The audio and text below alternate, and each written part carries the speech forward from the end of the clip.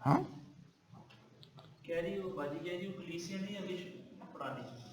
کون سی کلیسیا؟ اچھا لودیکیا کی کلیسیا، ٹھیک ہے جی، لودیکیا کی کلیسیا رہ گئی۔ اچھا میرا خیال ہے کہ کلیسیا میں مک گئی ہیں نا، اس کو بھی پڑھ لیتے۔ گڈ، بہن نے چنگا یاد کرواتا ہے۔ ہاں اوکے، پہلے وہ پڑھ لیتے ہیں، 3 باب آیت نمبر 14 سے۔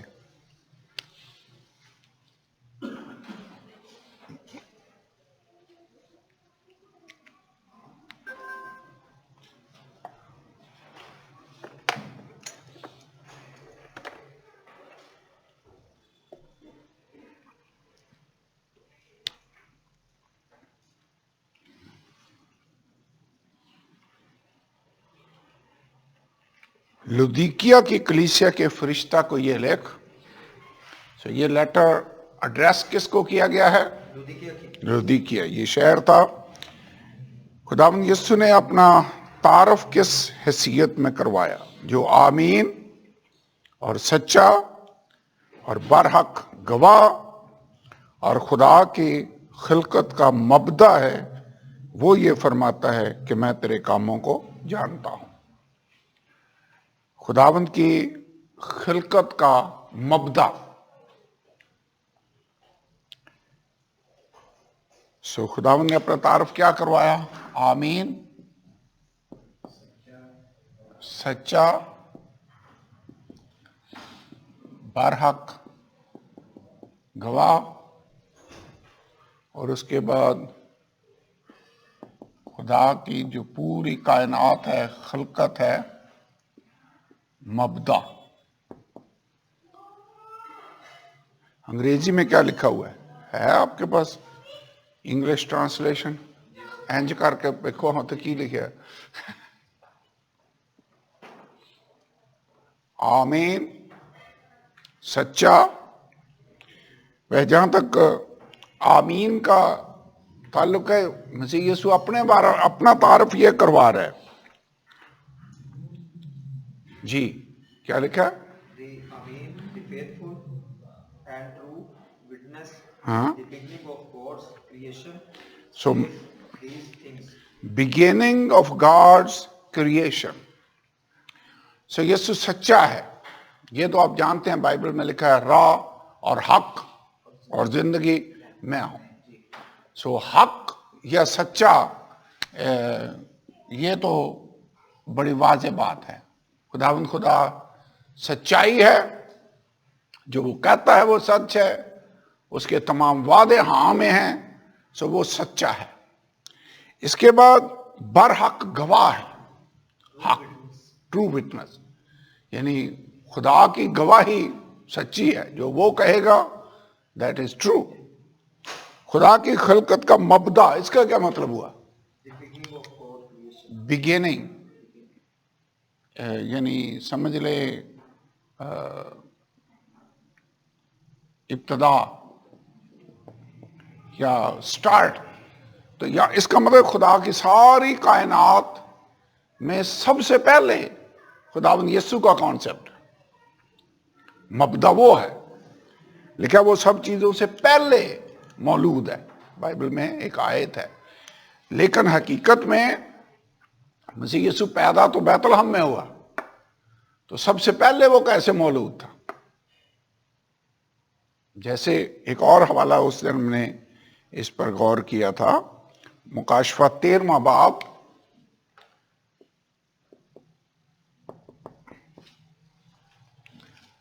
اور اس کی 8ویں آیت،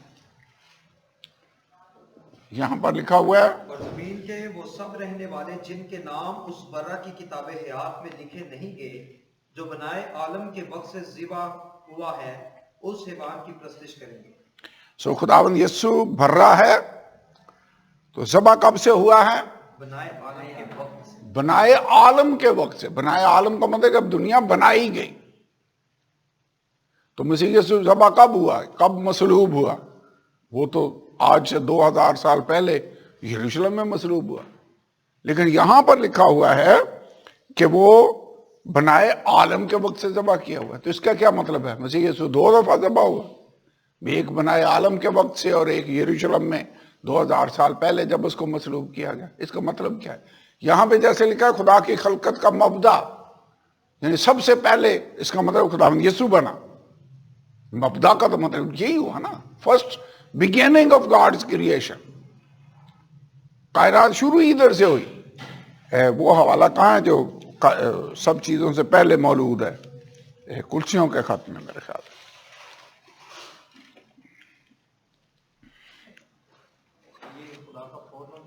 ہاں بالکل، ابھی ہم ادھر آئیں گے، لیکن کلسیوں پہلے باب کی 15 آیت لکھا ہوا ہے، وہ اندیکھے خدا کی صورت اور تمام مخلوقات سے پہلے مولود ہے۔ یہ بھی وہی بات ہے، سب سے پہلے خداوند یسوع مولود ہے، بنائے عالم کے وقت سے ذبح کیا ہوا ہے۔ ایک موقع پر یسوع نے کہا پیشتر اس سے کہ ابراہیم ہوا میں ہوں۔ How was he? پہلی تو بات یہ ہے کہ ابراہیم سے پہلے تو وہ خدا ہوتے ہوئے موجود ہے، انسانی صورت میں تو بیت لحم میں آیا، بحیثیت خدا وہ ابراہیم سے بھی پہلے، بلکہ پیدائش سے بھی پہلے وہ موجود ہے، پیدائش کی کتاب سے بھی پہلے ہی از دیئر۔ لیکن خلقت کا مبدا کا کیا مطلب ہوا، اور بنائے عالم کے وقت سے ذبح ہونے کا کیا مطلب ہوا، اور مخلوقات سے پہلے، کلسیوں پہلے باب کی 15 ہے، مخلوقات سے پہلے۔ یہ بات یاد رکھنی ہے، سمجھنی بھی ہے اور یاد بھی رکھنی ہے کہ مسیح یسوع کا آنا دنیا میں انسان بن کر ایکسیڈنٹل نہیں تھا کہ سڈنلی خدا نے پروگرام بنایا اور وہ مجسم ہو کر آ گیا، بلکہ کائنات کے ابتدا سے ہی خدا کے پلان میں تھا، ہر شے خدا کی مرضی اور پلان کے مطابق ہوئی۔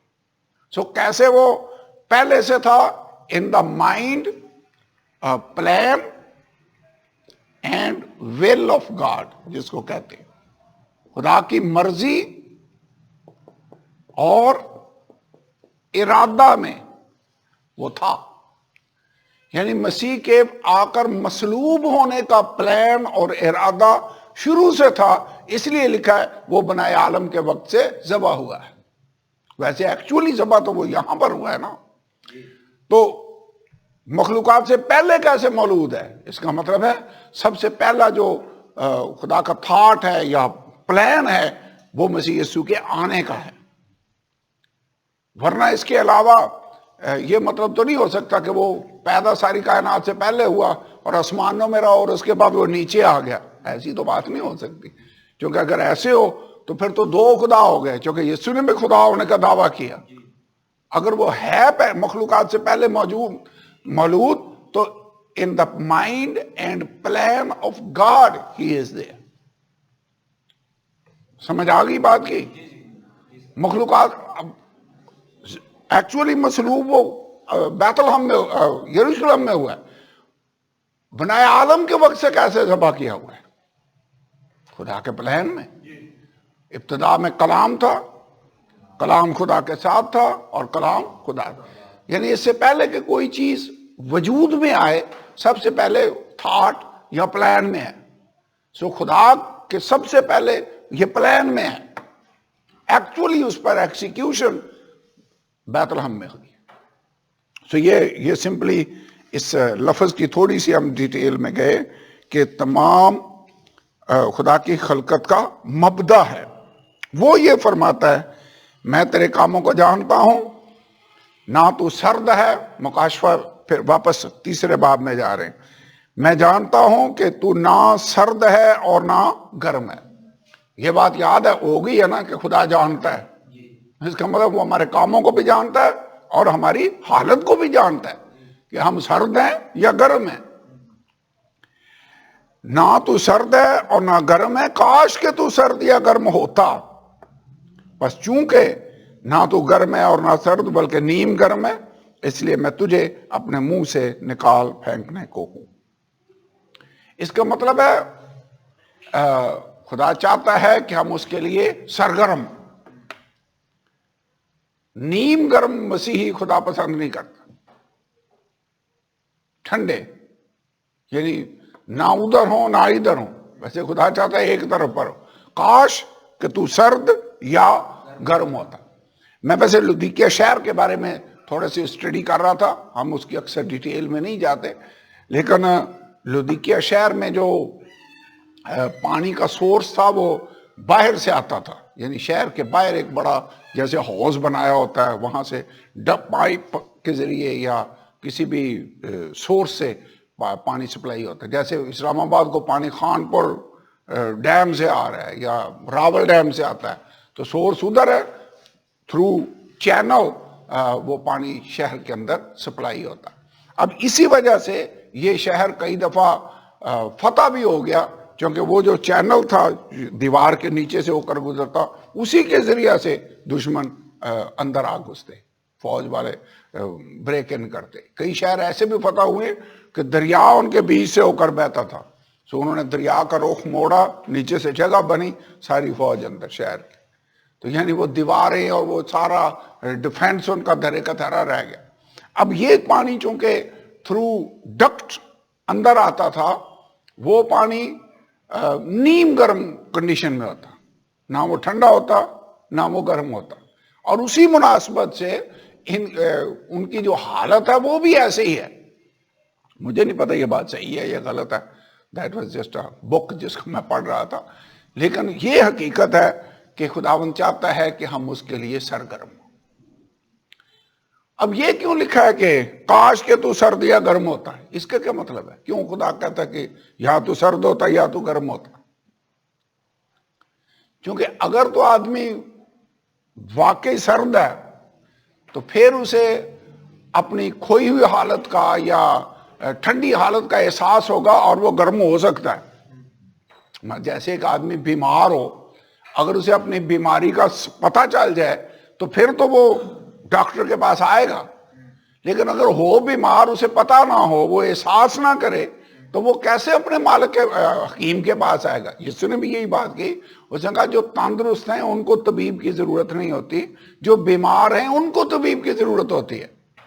تو اس کا مطلب ہے جو نیم گرم حالت ہے یہ بڑی خطرناک حالت ہے, کیونکہ آپ نہ تو خدا کے لیے آن فائر ہیں اور نہ آپ ٹوٹلی ٹھنڈے ہیں کہ آپ اس کے پاس آ کر گرم ہونے کی ضرورت کو فیل کریں. خدا کہہ رہا ہے کاش کہ تو سرد یا گرم ہوتا, لیکن چونکہ تو نیم گرم ہے اس لیے میں تجھے اپنے منہ سے نکال پھینکنے. جیسے پانی ہے نا, پانی ٹھنڈا پسند کرتے ہیں ہم, یہاں کولر میں کئی دفعہ وہ برف ڈالنے کی کوشش کرتے ہیں تاکہ آپ پانی پئیں تو آپ کو وہ نیم گرم پانی نہ لگے. سردیوں میں نہیں ڈالتے, گرمیوں کی میں بات کر رہا ہوں. تو میرا مطلب ہے لیکن اگر نیم گرم چیز ہو, کتنے آپ میں سے جو چائے پیتے ہیں اگر نیم گرم کر کے پیتے ہیں؟ بہت ہی کم ہی لوگ ہیں. اکثر لوگ گرم چائے کو گرم پیتے ہیں, جوس کو پینا ہو تو اس کو ٹھنڈا کر کے پیتے ہیں. لیکن نیم گرم ہو تو لوگ اس کو نکال کر پھینک دیتے ہیں. یہ مائکرو ویو اور یہ ساری سہولتیں کیوں آئی ہیں؟ تاکہ جس چیز کو گرم کر کے پینا ہے اس کو آرام سے گرم کر کے ہم کھا سکیں یا پی سکیں. جس کو ٹھنڈا کرنا ہے اس کے لیے ہم نے فریجیں رکھی ہوئی ہیں. تو دونوں کنڈیشنز ہیں. لیکن نیم گرم اگر ہوگا تو خداوند کہہ رہا ہے میں تجھے اپنے منہ سے نکال پھینکنے کو. میرے خیال میں جب خدا کسی کو یہ کہے کہ میں تجھے منہ سے نکال پھینکنے کو ہوں, تو اس کا مطلب ہے تو ریجیکٹ کیا جانے والا. جیسے ایک کلیسیا کو اس نے کہا میں تیرے چراغ دان کو اس کی جگہ سے ہٹا دوں گا, اس کا یہ مطلب یہ ہے کہ تو you are rejected as church, تیرا وجود ختم ہو جائے گا. تو یہاں پر بھی وہ کہہ رہا ہے کہ لازمی ہے تو خدا کے لیے آن فائر ہو, تو سرگرم ہو, کیونکہ نہ تو ٹھنڈا ہے اور نہ تو گرم ہے بلکہ نیم گرم ہے, اس لیے تیرے اندر پراپر ٹیسٹ نہیں ہے. ویسے خدا کے لوگوں کے جس کو ملے دوسرا آدمی فیل کرے کہ اس کے اندر خدا کا روح ہے, and they should be able to feel it. ہونا چاہیے. ویسے ہماری بائبل اسمیل کی بھی بات کرتی ہے اور بائبل ٹیسٹ کی بھی بات کرتی ہے. تم زمین کا نمک ہو. ٹیسٹ کی بات. اگر نمک کا مزہ جاتا رہے تو وہ کسی کام کا نہیں سوائے اس کے کہ پھینک دیا جائے اور آدمیوں کے پاؤں تلے روندا جائے. تو یہاں پر وہ کہتا ہے ٹمپریچر صحیح نہیں ہے. اوکے 17 ہے لیکن چونکہ تو کہتا ہے, یہ تو تھا اس کا انٹروڈکشن. کئی دفعہ ہم اپنے آپ کو سمجھتے ہیں کہ میں یہ ہوں. اصل بات یہ ہے خدا ہمیں کیا سمجھ رہا ہے. ہماری اپنے بارے میں کیا رائے ہے یہ ایک بات ہے, خدا ہمارے بارے میں کیا رائے رکھتا ہے یہ صحیح بات ہے. کیونکہ سچا گواہ بارحق گواہی تو اس کی ہے, وہ جو کہے گا وہ صحیح بات ہوگی. وہ کہتا ہے تو اپنے آپ کو کیا کہتا ہے, میں دولت مند ہوں. آپ کو پتا ہے کئی شہر تھے جو تجارتی مرکز تھے اور وہاں پر رہنے والے لوگ اکثر مالی طور پر خوشحال ہوتے. جیسے کراچی ہمارا ٹریڈنگ سینٹر ہے, ہب ہے, جتنی ہماری تجارت ہوتی ہے چونکہ بندرگاہ وہاں پر ہے اس کے تھرو ہوتی ہے. اور جو فیکٹریاں آج کل باقی شہروں میں فیکٹریاں بنی ہیں, شروع میں ہر فیکٹری بنتی کراچی میں تھی اور وہاں سے سب چیزیں پورے پاکستان کے اندر سپلائی ہوتی. تو کہنے کا میرا مطلب یہ کئی شہر تھے جس میں لدھیکیا بھی شہر تھا, یہ تجارتی مرکز تھا اور یہاں کے رہنے والے لوگ باقی جگہوں کی نسبت خوشحال تھے. تو خداوند کہہ رہا ہے تو کہتا ہے کہ میں دولت مند ہوں اور مالدار بن گیا ہوں اور کسی چیز کا محتاج نہیں. تو یہ تھی اس کی مالی حالت. دولت مند ہے, مالدار ہے اور کیا فیل کرتا ہے کہ مجھے کسی چیز کی کوئی حاجت ہی نہیں ہے, میں ضرورت مند نہیں ہوں. ضرورت مند نہیں ہے, یہ اس کی کنڈیشن ہے جو وہ اپنے بارے میں سمجھتا ہے. خدا کیا کہتا ہے, تیری اصل حالت کیا ہے؟ کہتا ہے تو یہ نہیں جانتا کہ تو کم بخت. کم بخت کا مطلب کیا ہوا؟ انگریزی میں کیا لکھا ہے؟ جس کے بخت ہی خراب ہو, کم بخت. خار, آگے کیا ہے؟ غریب. Don't know that you are the wretched one, ہاں miserable, poor, blind and naked. محتاج, کمبخت, خار, غریب, اندھا اور ننگا. جو آدمی دولت مند ہے وہ ویسے کپڑے تو اچھے پہنے گئی. دولت مند ہے تو وہ اپنے آپ کو غریب اور ذلیل, خار, کمبخت, اپنے آپ کو بالکل قابل رحم حالت میں تو فیل نہیں کرے گا. لیکن خدا کہہ رہا ہے اگرچہ تو جسمانی طور پر دولت رکھتا ہے لیکن اصل میں میری نظروں میں تو غریب ہے, تو اندھا ہے, تو کور نہیں ہے, تو ننگا ہے. بیسیکلی یہ گناہگار حالت کو ظاہر کرتا ہے. راست بازی کی پوشاک ہے, یسوع کی راست بازی ہے جو ہمیں کور کرتی ہے. خدا جب کہتا ہے نا تو ننگا ہے, اس کا مطلب ہے یہ راست بازی سے خالی تھا. یہ اندھا ہے, اس کا مطلب ہے اس کی روحانی طور پر نظریں صحیح کام نہیں کر رہی تھی, یہ دیکھ نہیں صحیح رہا تھا. ہمیں دعا کرنے کی ضرورت ہے, خدا میری آنکھیں کھول دے. غریب ہے, اگرچہ دولت مند ہے لیکن ہے غریب, خار اور کمبخت ہے, قابل رحم حالت ہے, ترس کھایا جائے اس پر.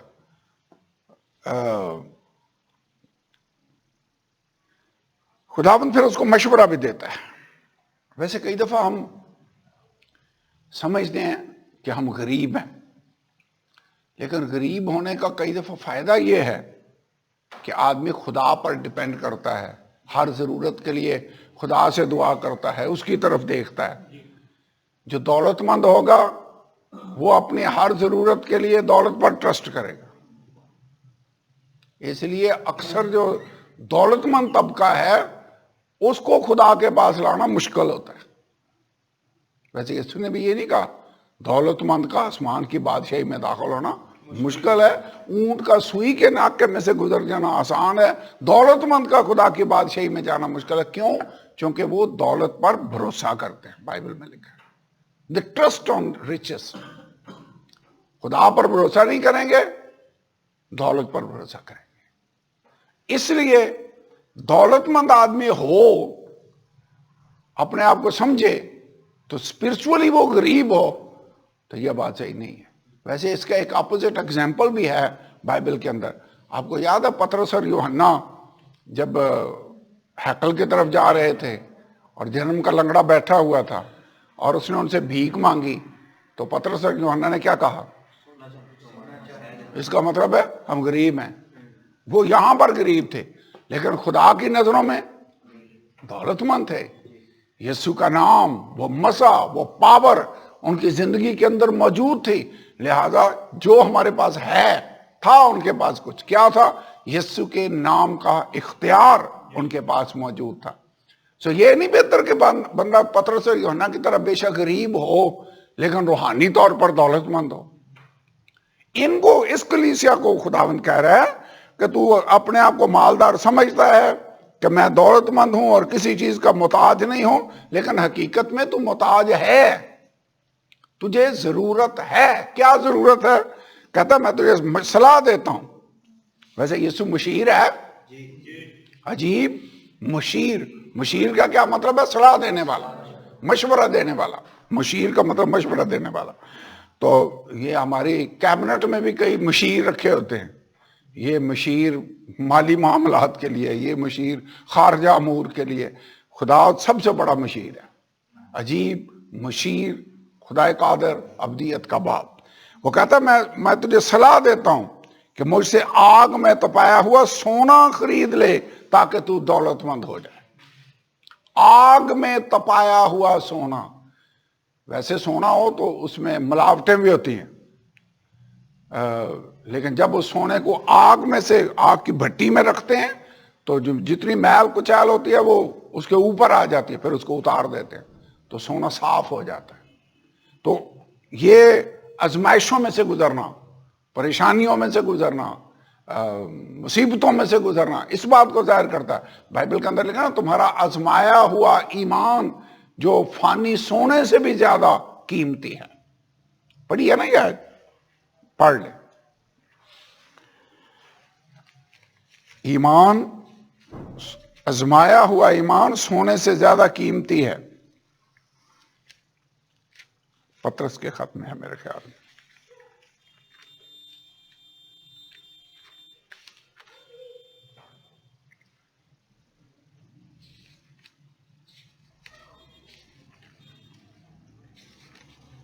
نہیں،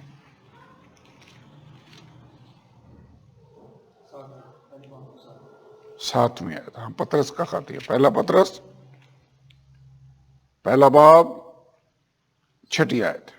اس سبب سے تم خوشی مناتے ہو، اس اگرچہ اب چند روز کے لیے ضرورت کی وجہ سے طرح طرح کی آزمائشوں کے سبب سے غمزدہ ہو۔ کیا آ رہی ہیں؟ آزمائشیں۔ جب آزمائشیں آتی ہیں تو بندہ خوش ہوتا ہے، وہ غمزدہ ہی ہوگا۔ کہتا اب تم غمزدہ ہو لیکن یہ تمہاری ضرورت ہے، نیسسری ہے کہ تم آزمائشوں میں سے گزرو۔ اس لیے ہے کہ تمہارا آزمایا ہوا ایمان جو آگ سے آزمائے ہوئے فانی سونے سے بھی بہت ہی بیش قیمت ہے۔ تو جس کے پاس آزمایا ہوا ایمان ہو تو وہ روحانی طور پر تو دولت مند ہو گیا، پھر گو جسمانی طور پر غریب بھی ہو لیکن اس کا ایمان اگر آزمائشوں میں سے گزر کر پہلے سے سٹرانگ ہو گیا ہے تو اسپرچولی ہی از رچ مین۔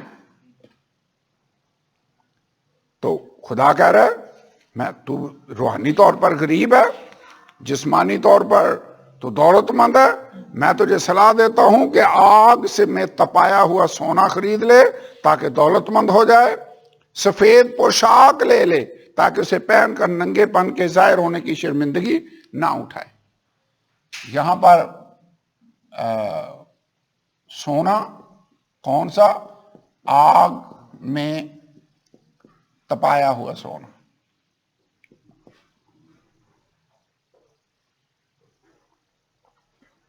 آگ میں تپایا ہوا سونا، پھر سفید پوشاک، یہ کیا کرے گا؟ یہ تجھے دولت مند بنائے گا۔ یہ کیا کرے گی سفید پوشاک؟ یہ تیرے ننگے پن کی شرمندگی کو ڈھانپ دے گی۔ سفید پوشاک کس کو ظاہر کرتی ہے؟ خدا کی راست بازی کو۔ یاد ہے یہ جنہوں کلیسیا جس نے سفید جامے پہنے ہوئے تھے اور پوچھا یہ کون ہے، تو جواب ملا یہ وہ ہیں جنہوں نے اپنے جامے برہ کے خون میں دھو کر سفید کیے ہیں۔ سو خدا کہہ رہا ہے یہ لے لے تاکہ تو گناہگار نہ ہو، تیرے گناہ ظاہر نہ ہو جو ننگے پن کی شرمندگی کو ظاہر کرتے ہیں۔ سو سفید پوشاک لے لے تاکہ تجھے پہن کر ننگے پن کے ظاہر ہونے کی شرمندگی نہ اٹھائے۔ آنکھوں میں لگانے کے لیے سرما لے لے تاکہ بینا ہو جائے۔ تو یہاں پر جو آنکھیں ہیں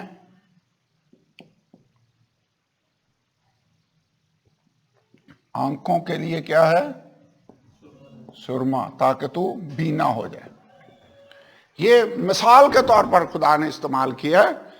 ویسے دعا میں یہی کرنی چاہیے کہ خداوند مجھے روح میں دولت مند بنا، مجھے اپنی راست بازی کی خلت عطا کر دے تاکہ میں وہ سفید ڈریس پہن کر ننگا نہ پھروں، اور پھر خداوند میری آنکھیں کھول دے تاکہ میں روحانی باتوں کو دیکھ سکوں، رویا کو دیکھ سکوں، تجھے دیکھ سکوں۔ اور جب یہ ہوگا تو پھر ہم غریب نہیں ہوں گے بلکہ روح میں دولت مند ہوں گے۔ سو خدا کا شکر ہو اس بات کے لیے۔ 19ویں آیت کہتا میں جن جن کو عزیز رکھتا ہوں ان سب کو ملامت اور تنبیہ کرتا ہوں۔ خدا کن کو تنبیہ کرتا ہے؟ جن سے محبت رکھتا ہے۔ آیت یاد ہے عبرانیوں کا خط ہم نے پڑھا تھا، کیا وہاں پہ لکھا ہوا تھا؟ اسے کوڑے بھی مارتا ہے۔ اگر تمہیں وہ تنبیہ نہ کی گئی، بیٹوں کو لکھا ہوا ہے جب ہمارے جسمانی باپ ہمیں تنبیہ کرتے ہیں تو روحانی باپ ہمارا تنبیہ کیوں نہ کرے گا؟ سو وہی بات ہے۔ یہ عبرانیوں 12 باب ہے، 12 باب اور اس کی 7ویں آیت، بلکہ 5ویں آیت سے، اے میرے بیٹے خداوند کی تنبیہ کو ناچیز نہ جان، جب وہ ملامت کرے تو بے دل نہ ہو، کیونکہ جس سے خداوند محبت رکھتا ہے اسے تنبیہ بھی کرتا ہے، اور جس کو بیٹا بنا لیتا ہے اس کے کوڑے بھی لگاتا ہے۔ یہ آیت لکھ لیں، یہ ساتھ میں اس کے ریفرنس کے طور پر لکھ لیں۔ یہاں بھی خداوند نے وہی بات کی، میں جن جن کو عزیز رکھتا ہوں ان سب کو ملامت اور تنبیہ کرتا ہوں۔ پھر ہم نے آؤٹ لائن میں یہ دیکھا تھا کہ خدا ان کو مشورہ بھی دیتا ہے۔ ایک تو اس نے یہ مشورہ دیا کہ مجھ سے یہ چیزیں لے تاکہ تو دولت مند ہو جائے، آنکھیں تیری ٹھیک ہو جائے، راست بازی کی پوشاک پہن تاکہ ننگا نہ پھرے۔ پھر اس نے کہا یہ بھی اس نے صلاح دی، سرگرم ہو اور توبہ کر۔ ویسے یہ آلموسٹ ہر کلیسیا کو کہا ہے توبہ کر۔ کلیسیا کو بھی توبہ کرنے کی ضرورت ہے۔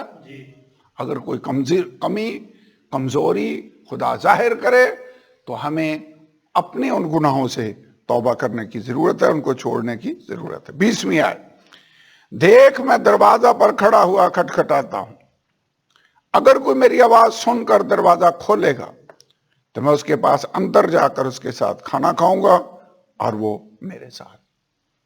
ایک بڑی مشہور اس آیت کو سامنے رکھ کر پینٹنگ دنیا میں کسی مصور نے بنائی، جس میں خداوند یسوع جیسے یہ دروازہ ہو باہر کھڑا ہے، اور اس دروازے کے باہر ہینڈل نہیں ہے یا کوئی کنڈی نہیں ہے کہ وہ اس کو کھول سکے، اور اس کی جو کنڈی اور ہینڈل ہے وہ اندر کی طرف ہے۔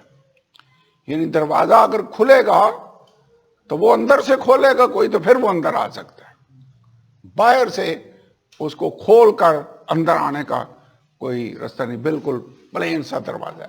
یہاں پر بھی میرے خیال میں خداوند یسوع جب کہتے ہیں دیکھ میں دروازہ پر کھڑا ہوا کھٹکھٹاتا ہوں،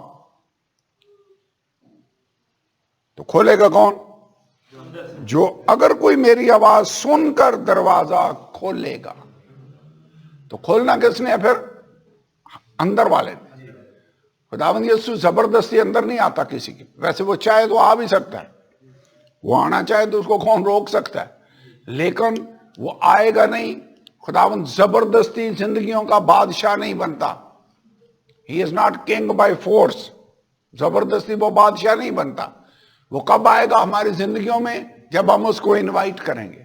اسے کہیں گے خداوند میں اپنے آپ کو تیرے تابع کرتا ہوں, میں تجھے انوائٹ کرتا ہوں, تو میری زندگی میں آ. جب ہم دروازہ کھولیں گے تو پھر وہ کہتا ہے میں اس کے ساتھ اندر جاؤں گا, اس کے ساتھ فیلوشپ رکھوں گا, اس کے ساتھ کھانا کھاؤں گا.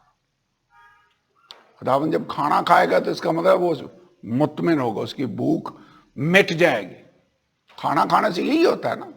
اس کا مطلب ہے خداوند کی خوشی اس بات میں ہے کہ وہ ہمارے ساتھ فیلوشپ رکھے اور ہماری زندگیوں میں رہے. خدا سب کو بچانا چاہتا ہے, وہ اس کی مرضی ہے. وہ کھٹکھٹا رہا ہے, لیکن اندر زندگیوں میں وہ اسی میں آئے گا جہاں پر اس کو انوائٹ کیا جائے. کئی دفعہ سب کچھ ہوتا ہے, یسوع بیچ میں نہیں ہوتا. سب کچھ ہو, خداوند یسوع ہمارے درمیان نہ ہو تو میرے خیال میں وہ ساری جو رسومات ہم کر رہے ہیں وہ سب کچھ فضول ہے. میں کسی جگہ واقعہ پڑھ رہا تھا کہ ایک آدمی ایک نئی جگہ پر شہر میں گیا. اس نے سوچا آج سنڈے ہے, مجھے چرچ جانا چاہیے. وہ چرچ گیا, اور جب وہ چرچ گیا تو آگے بیٹھا. یہاں اکثر جیسے جہاں زیب بیٹھا وہ اس سے کہا جی آپ ادھر ہو جائیں, یہ جگہ تو میری ہے, میں ادھر آ کے بیٹھتا ہوں.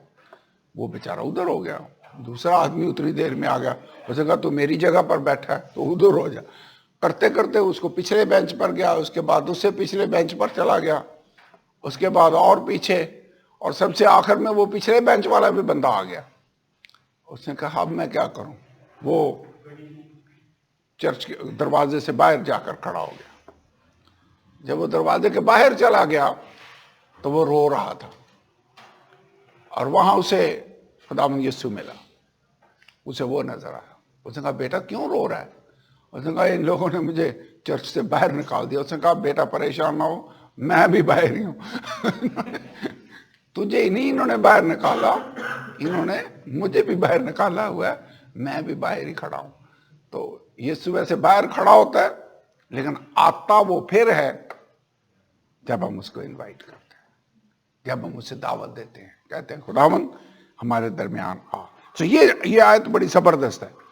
وہ کتنے دروازوں کے, یہاں تو وہ چرچ کے دروازے کے باہر کھڑا کھٹکھٹا رہا ہے.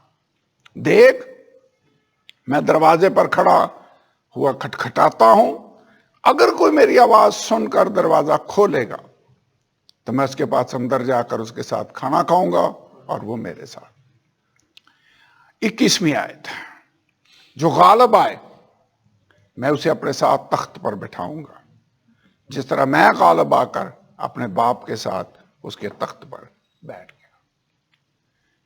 ہر لیٹر میں ہم نے یہ دیکھا تھا کہ ریوارڈ کی بھی بات ہے, اجر کی بھی بات ہے. یہاں پر اجر کا وعدہ اس نے کیا کن لوگوں کے ساتھ؟ جو غالب آئے. غالب کس طرح سے آنا ہے, کن باتوں پر ہم نے غالب آنا ہے, یہ بڑا کلیئر ہے. کیسے غالب آنا ہے؟ یسوع کا خون ہے جو ہمیں غالب آنے میں مدد دیتا ہے. یاد ہے اس دن میں نے مکاشفہ 12 باب میں وہ حوالہ آپ کو پڑھ کر بتایا تھا.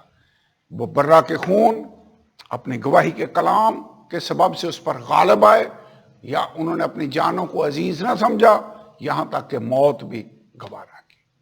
وہ غلبہ جس سے دنیا مغلوب ہوئی ہمارا ایمان ہے. ابھی میں نے اس کو مٹایا. یہاں پر وہ پوری ڈیٹیل لسٹ ہم نے دیکھی تھی کہ غالب آنا ہے تو کیسے آنا ہے. تو جو غالب آئے, یہ بھی آلموسٹ ہر چرچ کو خداوند نے لکھا ہے. تو نے غالب آنا ہے, جو غالب آئے اس کو یہ اجر ملے گا, جو غالب آئے اس کے ساتھ اس کو یہ اجر ملے گا, جو غالب آئے اس کے ساتھ یہ سلوک کیا جائے گا. میں اسے اپنے خدا کے مقدس میں ایک ستون بناؤں گا. جو غالب آئے میں اس کا نام کتاب حیات سے مٹا نہ دوں گا. ہر کلیسیا کے ساتھ پرامز کیا گیا, لیکن اکثر پرامز غالب آنے والوں کے ساتھ ہے. جو مغلوب ہو جائیں ان کے ساتھ پرامز نہیں ہے. پرامز غالب آنے والے کے ساتھ ہے. تو کیا پرامز ہے؟ کیوں بھائی سہیل وعدہ کیا کیا؟ جو غالب آئے وہ تخت پر بیٹھے گا. کس کے ساتھ بیٹھے گا؟ خدا یسوع کے ساتھ. تخت پر بیٹھنے کا مطلب کیا ہے؟ حکومت کرنا، بادشاہی کرنا. ویسے پولس نے کہا ہے اگر ہم اس کے ساتھ دکھ اٹھائیں گے تو اس کے ساتھ بادشاہی بھی کریں گے. تو یہی بات ہے جو اس کلیسیا کو کہی جا رہی ہے مکاشفہ 3 باب میں کہ جو غالب آئے میں اسے اپنے ساتھ اپنے تخت پر بٹھاؤں گا، جس طرح میں غالب آ کر اپنے باپ کے ساتھ اس کے تخت پر بیٹھ گیا. اور 22ویں آیت میں پھر وہی بات ہے، جس کے کان ہو وہ سنیں کہ روح کلیسیاؤں سے کیا فرماتا ہے. ویسے میں آواز سننے والے بننا چاہیے. مجھے خداوند سننے والے کان دے تاکہ میں جو آج تو کلیسیا سے کہہ رہا ہے، ان 7 کلیسیاؤں کا جو میسج ہے، اس کا خلاصہ میرے خیال میں یہی ہے کہ خداوند ہر کلیسیا سے کلام کرنا چاہتا ہے، وہ ہمیں گائیڈ کرنا چاہتا ہے، لیکن اس کی آواز سننے کے لیے ہمارے کان اس کے ساتھ ان ٹیون ہونے چاہیے، اس کے ساتھ لگے ہوں، تاکہ جب وہ کلام کرے تو ہم اس کی آواز کو سن سکیں. جس کے سننے کے کان ہوں، جس کے کان ہو وہ سنیں کہ روح کلیسیاؤں سے کیا فرماتا ہے. اوکے، آئیے اب ہم دعا کریں، کھڑے ہوں خدا کی حضوری میں، اور اس بات کے لیے ہم اس کا شکر ادا کرنا چاہتے ہیں کہ خدا ہم سے کلام کرتا ہے. خدا تیرا شکر، تو نے ان 7 کلیسیاؤں